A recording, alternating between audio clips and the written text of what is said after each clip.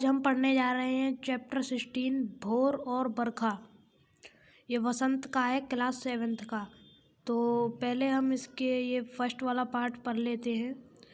जागो बंसी वारे ललना जागो मेरे प्यारे, रजनी बीती भोर भयो है घर घर खुले किवारे। गोप दही मथत सुनियत है कंगना के झनकारे, उठो लालजी भोर भयो है सुर नर ठाड़े द्वारे। ग्वाल बाल सब करत कुलाहल जय जय शब्द उचारे, माखन रोटी हाथ मालिनी गौवन के रखवारे। मीरी के प्रभु गिरधर नागर शरण आया को तारे। अब इसके हम व्याख्या सुन लेते हैं क्या कह रहा है। ये कह रहा है भोर और बरखा कविता का भावार्थ।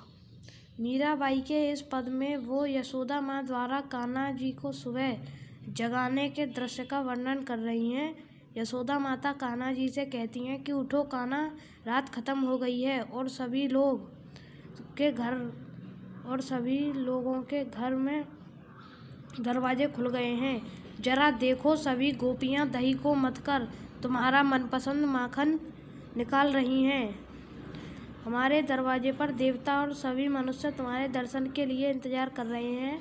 तुम्हारे सभी ग्वाल मित्र हाथ में माखन रोटी लिए द्वार पर खड़े हैं और तुम्हारी जय जयकार कर रहे हैं।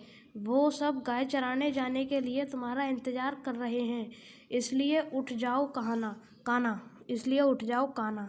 तो ये था फर्स्ट पार्ट की व्याख्या। अब सेकंड पार्ट स्टार्ट करते हैं। बरसे बदरिया सावन की मन भावन की, सावन में उम गयो मेरो मनवा भनक सुनी हरियावन की। उमड़ घुमड़ चहुँ दिस से आया दामिन दम के झर लावन की। नन्ही नन्ही बूंदन मेहा बरसे शीतल पवन सुहावन की। मीरा के प्रभु गिरधर नागर आनंद मंगल गावन की। तो ये हमारा सेकंड पार्ट हमने पढ़ दिया। अब इस सेकंड पार्ट की हम व्याख्या सुन लेते हैं। अपने दूसरे पद में मीराबाई सावन का बड़ा ही मनमोहक चित्रण कर रही हैं। पद में उन्होंने बताया है कि सावन के महीने में मनमोहक बरसात हो रही है।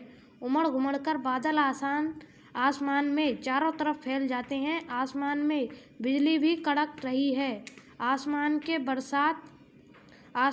में बरसात की नन्ही नन्ही बूंदें गिर रही हैं। ठंडी हवाएं बह रही हैं जो मीराबाई को ऐसा महसूस करवाती हैं मानो श्री कृष्ण खुद चलकर उनके पास आ रहे हैं।